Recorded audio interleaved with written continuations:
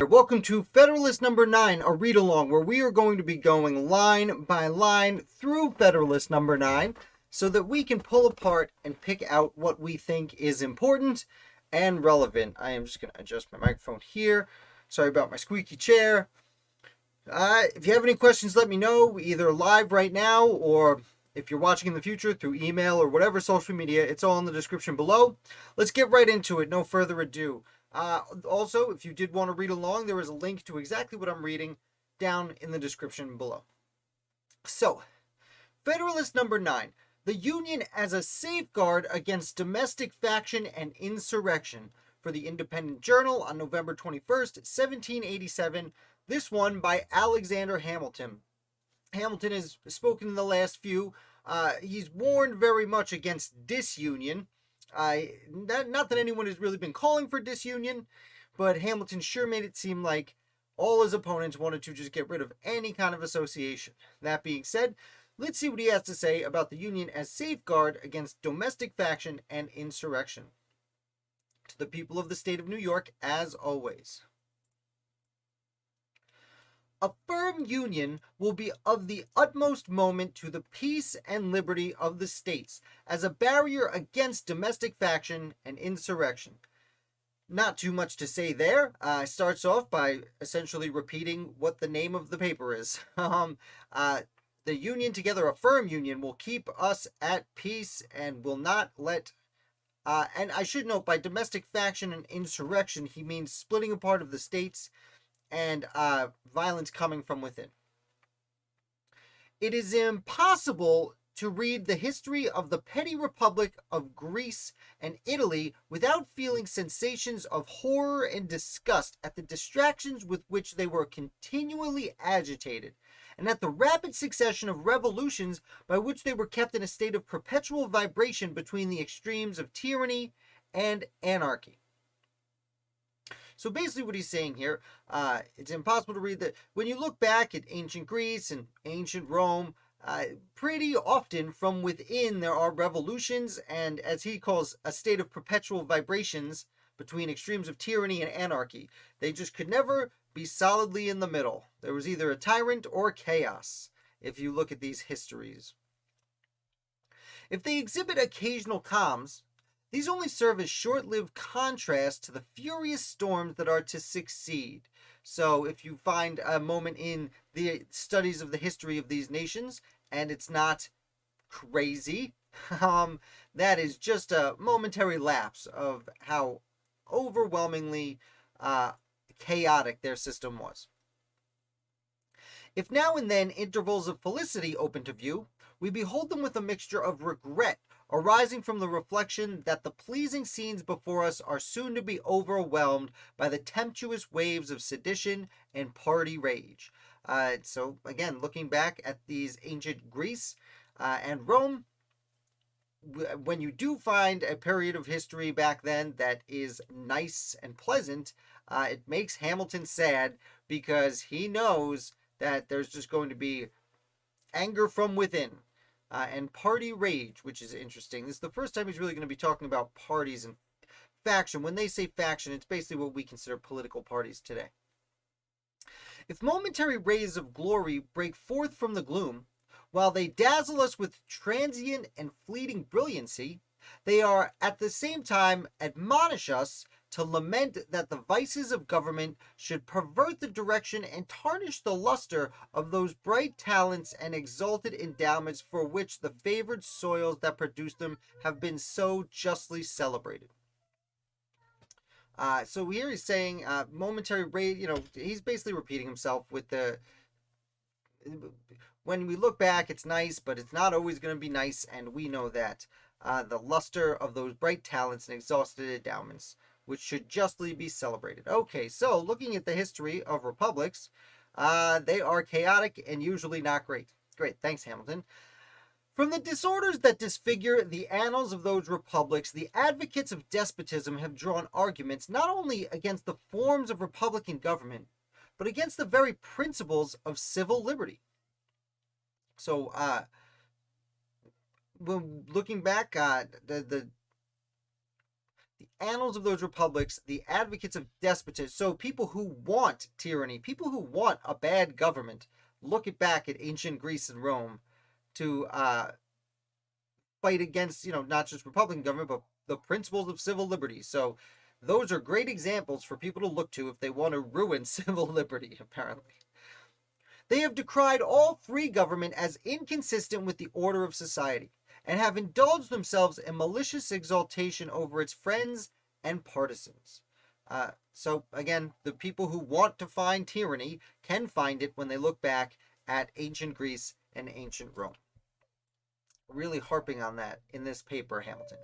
Happily for mankind, stupendous fabrics reared on the basis of liberty, which have flourished for ages, have, in a few glorious instances, refuted their gloomy sophisms. So, fortunately, there are examples we can look back where liberty won out. And I trust America will be the broad and solid foundation of other edifices, not less magnificent, which will be equally permanent monuments of their errors. So, essentially giving us the old beacon on a hill, or what is the old Winthrop quote? The monument on the hill, that America will be a beacon for the rest of the world to emulate. So, let's see where it goes from that. But it's not to be denied that the portraits they have sketched of Republican government were too just copies of the originals from which they were taken. So, the Republican governments were too just copies of the originals from which they were taken. So, I assume that he's saying we are too closely related to those old ancient republics that had problems. If it had been found impracticable to have devised models of a more perfect structure, the enlightened friends of liberty would have been obliged to abandon the cause of that species of government as indefensible. So, enlightened friends of liberty, people who care about freedom, if there were better forms of government than Republican government, they would have found them and no longer been defending Republican government.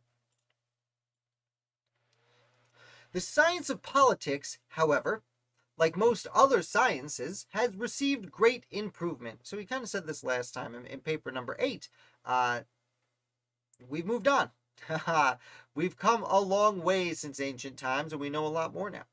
The efficacy of various principles is now well understood, which were either not known at all or imperfectly known to the ancients. So, as he's saying, we've come a long way since ancient days. We know a lot more than they did back then. It's a little bit of a lengthy one. We'll break it down.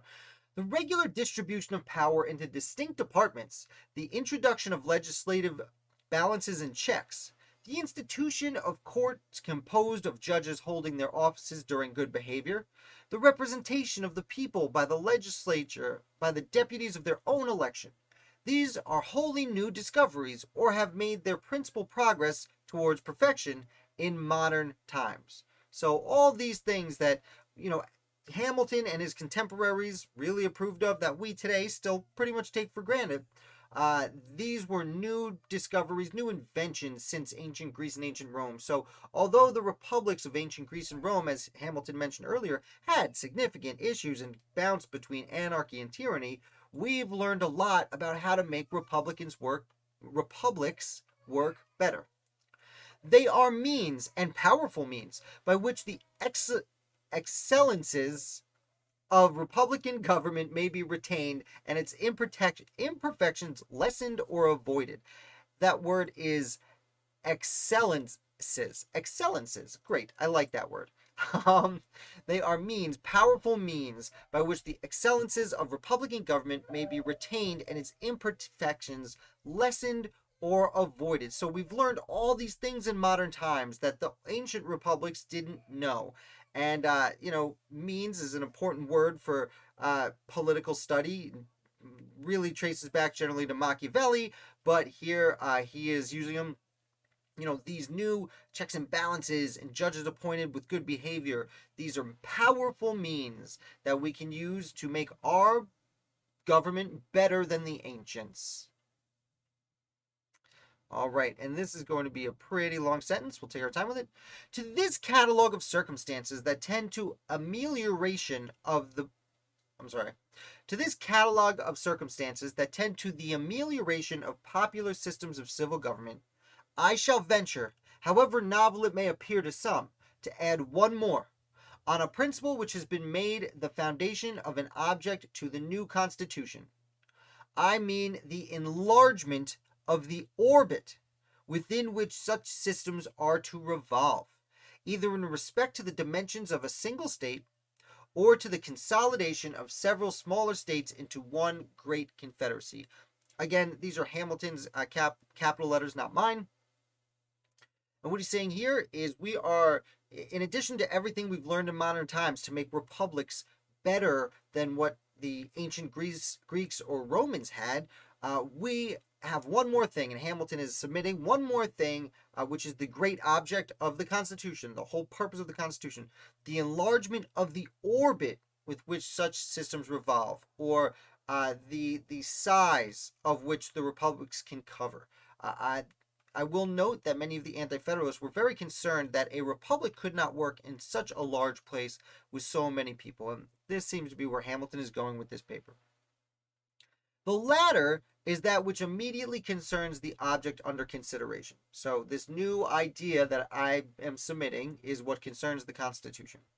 It will, however, be of use to examine the principle in its application to a single state, which shall be attended to in another place. So, although the point is for the whole Constitution to have a bigger orbit, he's going to use the example of just one state to start. The utility of a confederacy, as well to suppress factions and to guard against the internal tranquility of states, as to increase their external force and security, is in reality not a new idea. So, using a unified nation to make sure that we don't divide amongst ourselves and keep ourselves all on the same page within the nation, it's not a new idea, even though he's submitting it as new. It has been practiced upon in different countries and ages, and has received the sanction of the most approved writers on the subject of politics. So it's not really new. It's been used, and people have been talking about it for a little while now. The opponents of the plan proposed have, with great assiduity, cited and circulated the observations of Montesquieu on the necessity of a contracted territory for republican government. So this is what I was just mentioning earlier. The name Montesquieu in the middle there. Montesquieu is a political thinker writing about this time, really just before this time, about republican governments and ideas of republican government. He was one of the best known thinkers amongst the American founders. And he was the one who really proposed the argument that in ancient Greece and Rome, and even in the Netherlands, contemporary of the American founding, you couldn't, for the people to truly be represented appropriately in a republic, again, no one was talking about a democracy at this point in time. They wanted the people to elect representatives to make their decisions for them. Well, let's agree that Timmy's going to go represent us, okay? But if there's 10 people choosing whether it should be Timmy or Billy to go be our representative, that's a lot different than if there's 200,000 people choosing Timmy or Billy to be the representative. Your power in a Republican government, or democratic Republican government, is diluted as a citizen if too many people are voting for the electors and there's not enough electors to truly represent the people. That is what many anti-federalists, what Montesquieu was writing about, and that's what many anti-federalists were quoting at the time. And this is Hamilton saying, you are right to quote Montesquieu. That makes a lot of sense. Here's why you're wrong. That's basically what Hamilton's going to argue him. But they seem not to have been appraised of the sentiments of that great man expressed in another part of his work, nor to have adverted to the consequences of the principle to which they subscribe with such ready acquiescence. So, he's saying, you are pointing out this one thing Montesquieu said, but you're leaving out some other things he said. So if you're going to quote Montesquieu, well, quote him all the way.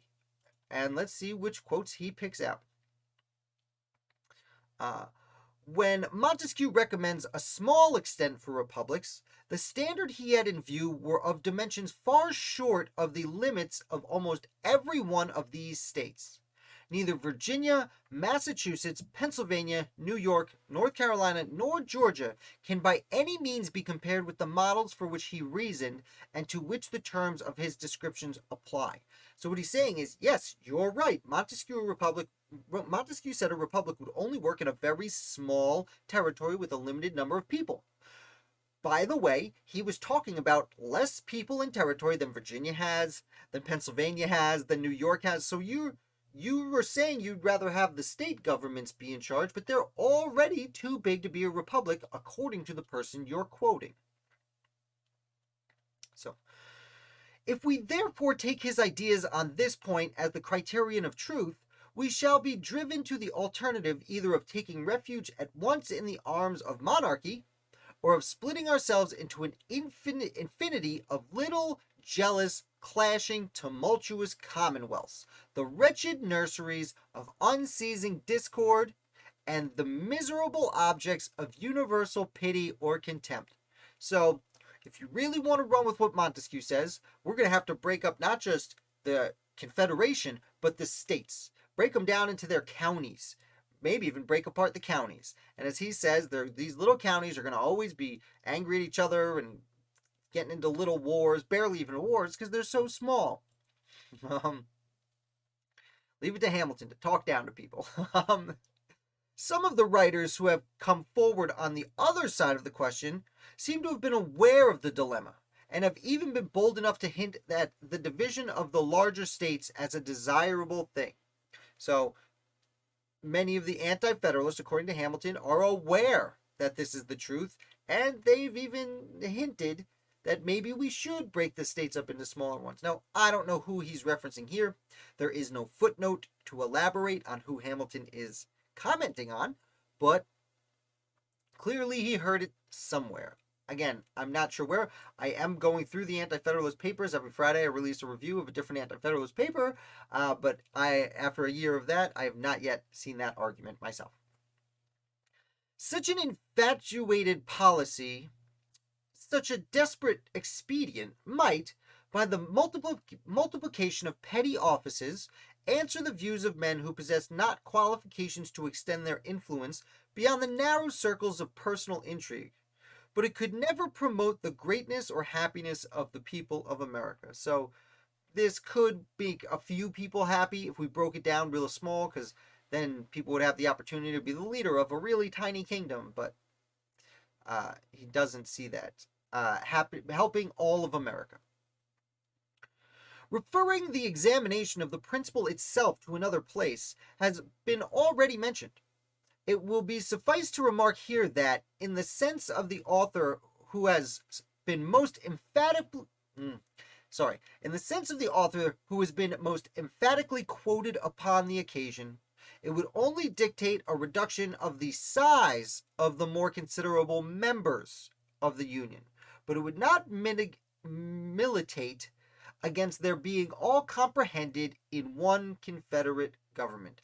Again, that's why we're doing this, because this is old-timey language. We're trying to break down Hamilton's words. So, at the beginning, a real examination is going to be later. He referenced this earlier, too. He's going to get more in depth later on this particular subject.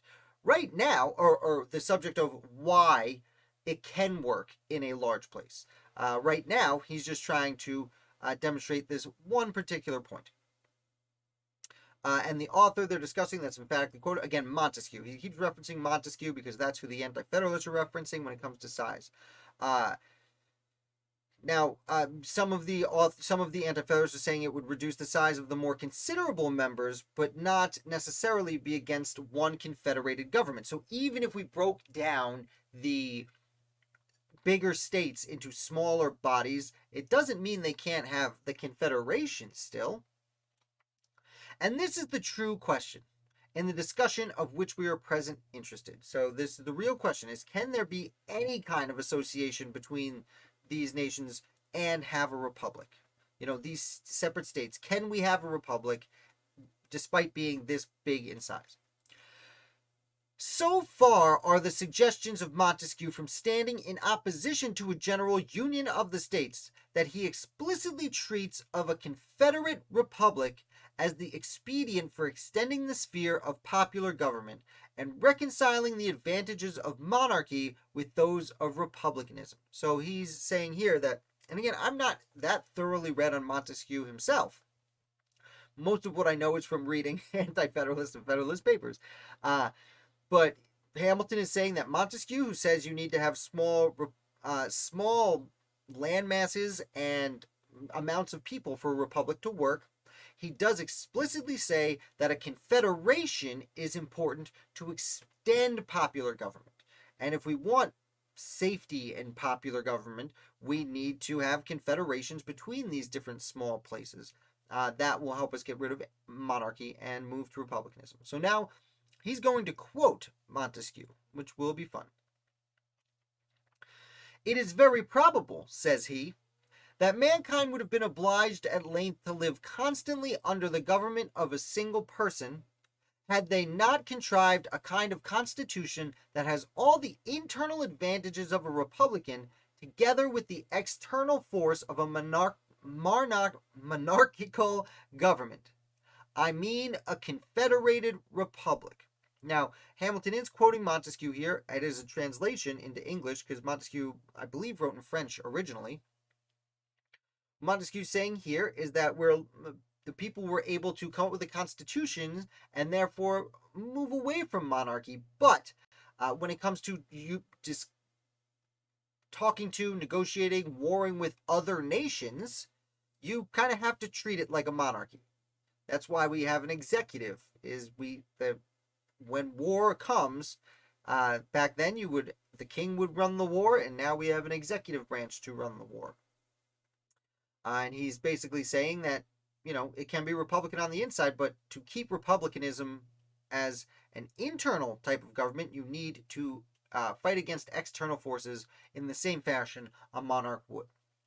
Continuing with his quote from Montesquieu.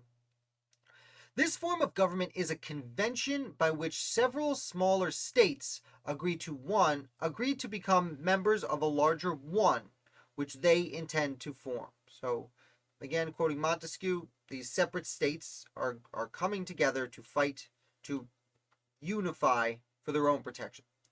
"It is a kind of assemblage of societies that constitute a new one, capable of increasing by means of new associations, till they arrive to such a degree of power as to be able to provide for the security of the united body." So the whole point of uniting in a confederacy with these several small states is to build until your league, your confederation, is big enough to act as if it was a monarchy when it comes to securing the safety of the people. Continuing the quote.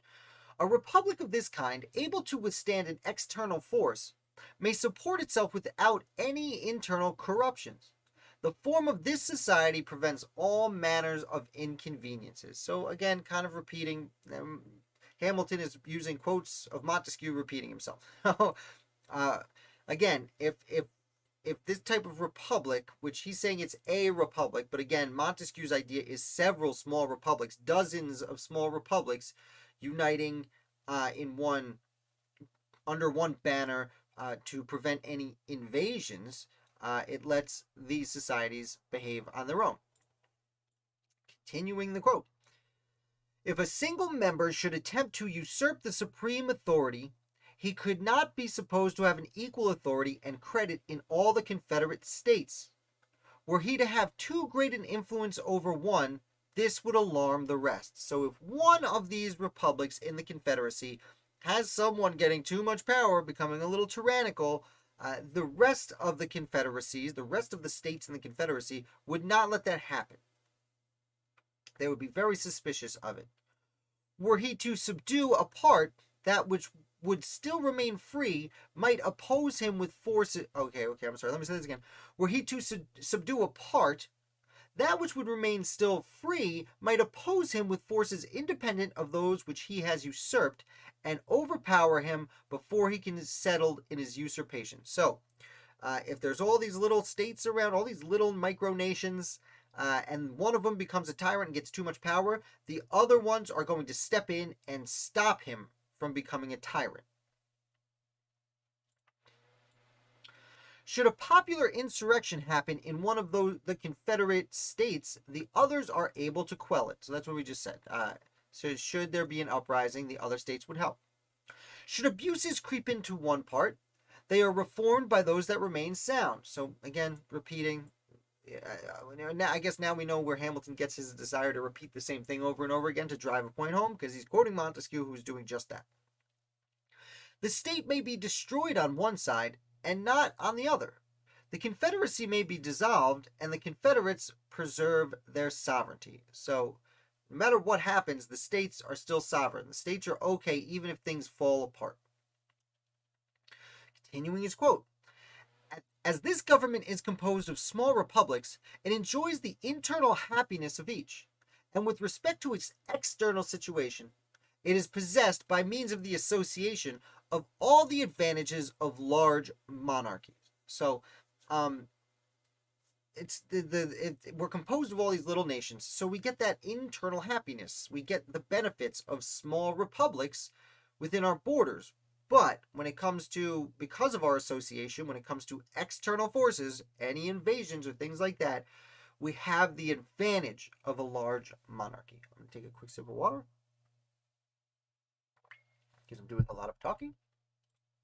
Okay, now, that was a lot of Hamilton quoting Montesquieu. Now we're going to go back to Hamilton talking about these quotes. I have thought it proper to quote at length these interesting passages because they contain a luminous abridgment of the principal arguments in favor of the Union, and it must effectually remove the false impressions which a misapplication of other parts of the work were calculated to make. So as he said earlier, many of the Anti-Federalists were quoting Montesquieu to say, hey, he says we can only have Republican government in a small landmass with a certain small amount of people. And Hamilton saying, yeah, he says that, but if you keep reading, he gives us arguments in favor of having a union.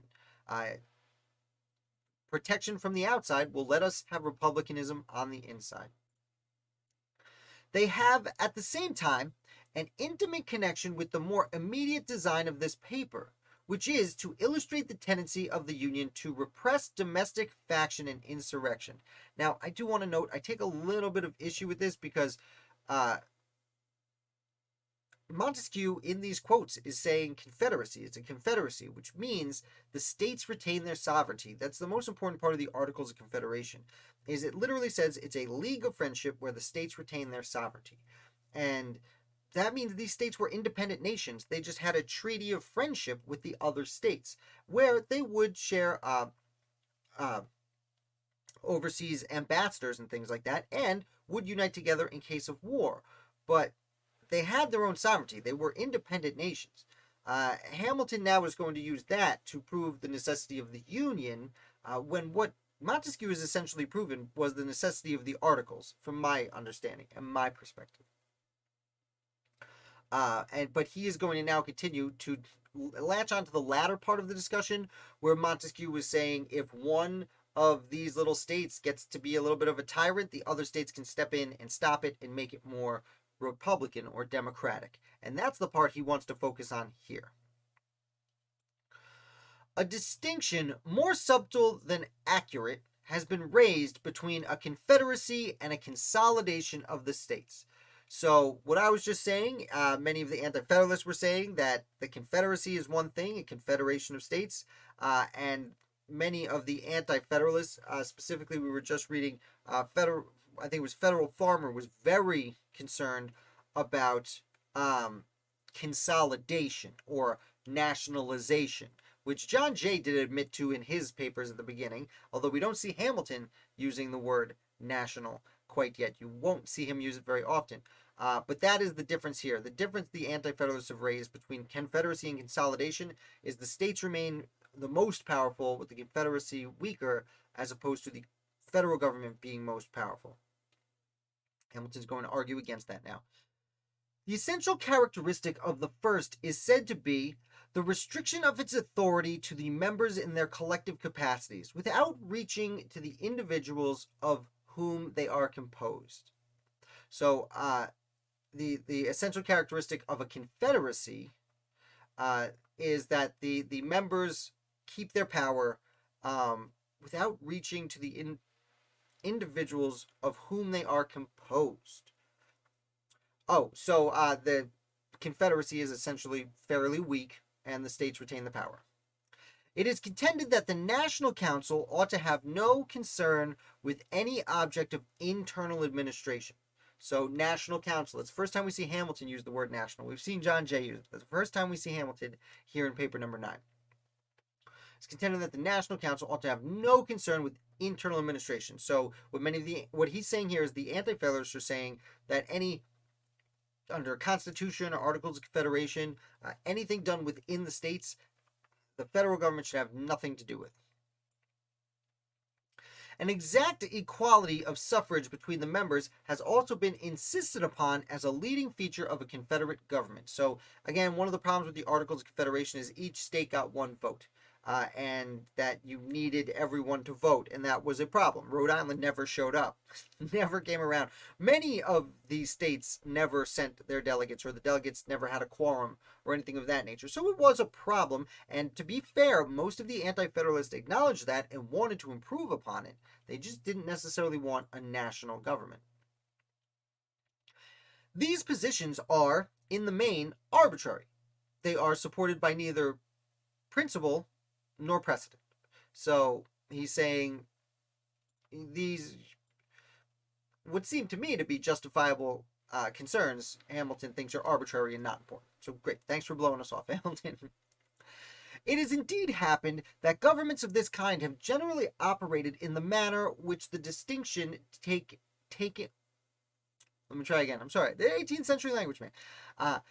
It has indeed happened that governments of this kind have generally operated in the manner which the distinction taken notice of supposes to be inherent in their nature.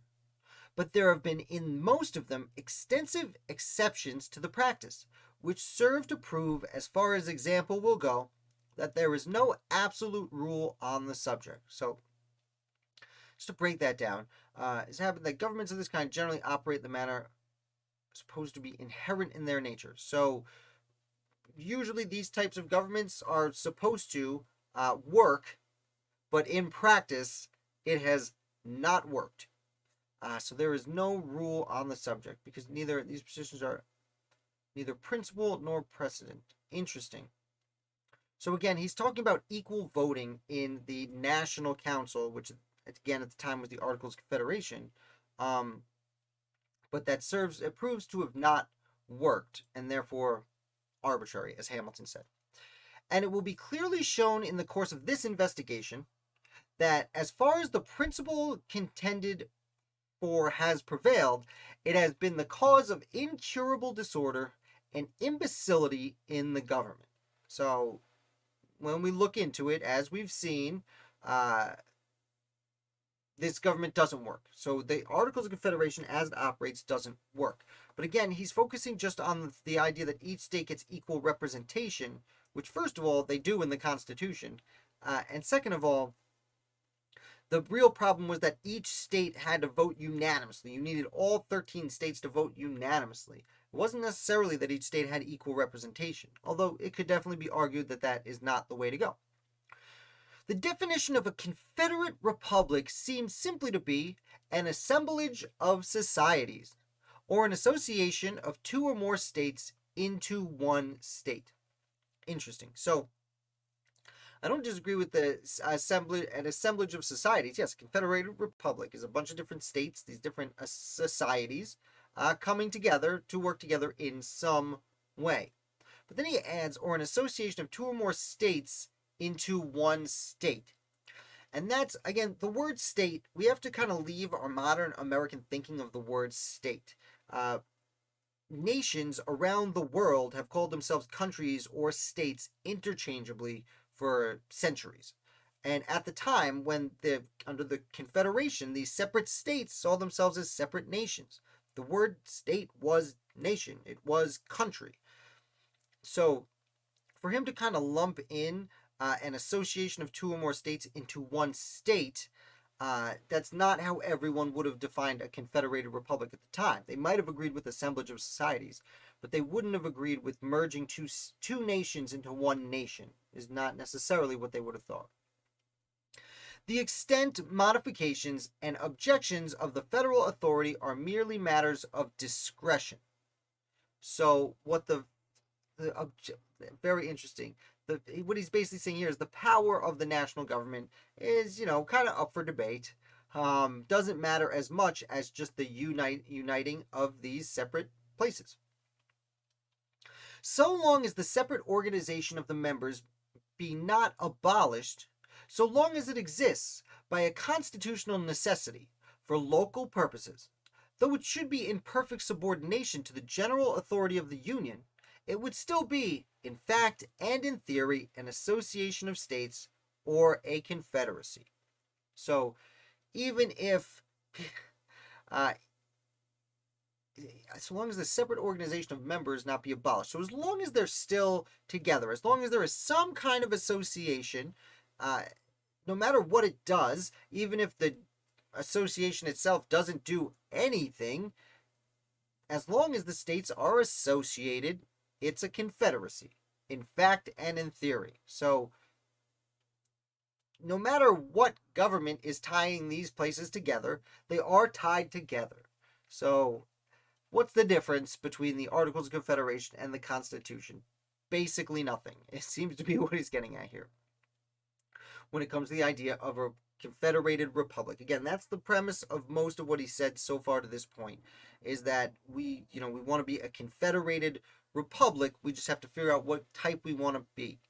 And, earlier he had discussed how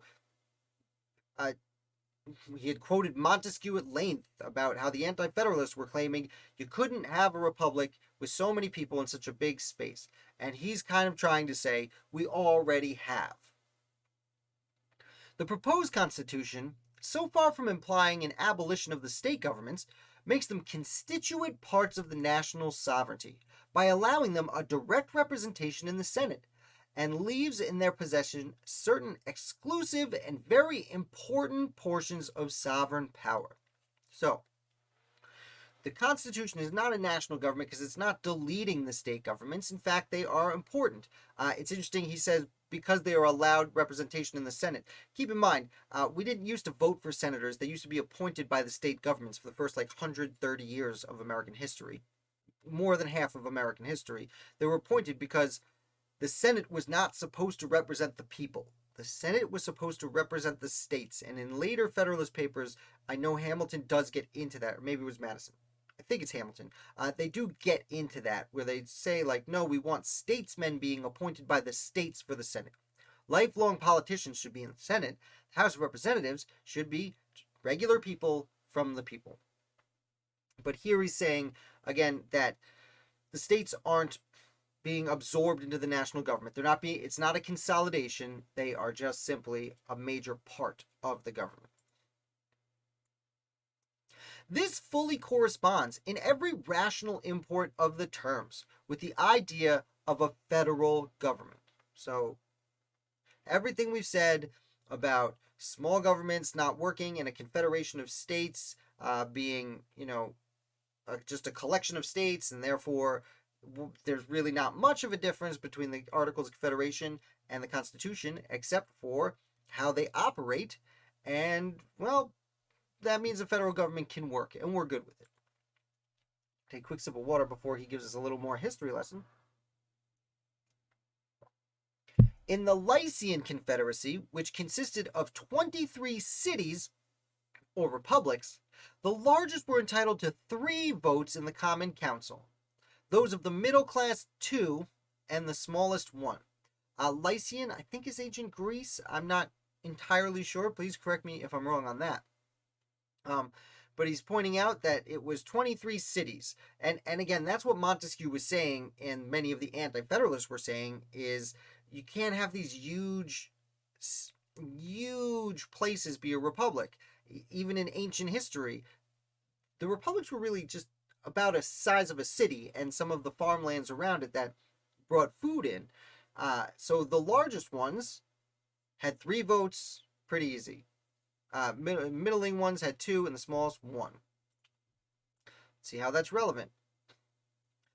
The Common Council had the appointment of all the judges and magistrates of the respective cities. This was certainly the most delicate species of interference in their internal administration. For if there be anything that seems exclusively appropriate to the local jurisdictions, it is the appointment of their own officers. So again, he's saying, you guys keep pointing at this ancient history. You keep referencing Montesquieu, who was pointing at ancient history in small places. Well, if we really look at this one in particular example, well, they all united. They all sent counselors, and then the Common Council chose the judges for the respective cities. And hey, what's more important than choosing your own judges? Which, like, to be fair, the Anti-Federalists were saying, yeah, let us choose our own judges. Yet Montesquieu, speaking of this association, says, were I to give a model of an excellent Confederate republic, it would be that of Lycia. So he's saying, well, why is First he's like, so you guys keep quoting Montesquieu, so now I'm going to quote more Montesquieu to prove he was on my side, and now I'm going to go back to Montesquieu to point out his example of Lycia was a terrible example, so why would you listen to this guy in the first place? Thus, we perceive that the distinctions insisted upon were not within the contemplation of the enlightened civilian, and we shall be led to conclude that they are the novel refinements of an erroneous theory. Publius. So, his conclusion here, thus we perceive that the distinctions insisted upon were not within the contemplation of this enlightened civilian, and we shall be led to conclude that they are the novel refinements of an erroneous theory. So, he acknowledges that Montesquieu is an enlightened civilian, but he didn't realize this about Lycia. He thought it was such a great example. But, obviously, his whole theory is erroneous. Very strange how he says, you guys are quoting Montesquieu, but you're leaving out this part, so I'm going to finish your quote to prove that Montesquieu's on my side. Now I'm going to point out that Montesquieu's example of what we're discussing is a bad example in the first place, and we should not have ever actually quoted Montesquieu, even though Alexander Hamilton, also disagree with, have been quoting him and think he's very brilliant. It's a very strange way to go about things. Let me know in the comments if you think this is a very strange route to take while trying to convince people. Because I will remind you also, he kind of builds his whole argument on Montesquieu. Like the whole confederated states thing. How we should be small republics that are confederated. Yeah, very weird. Thank you, Troy. I really appreciate it.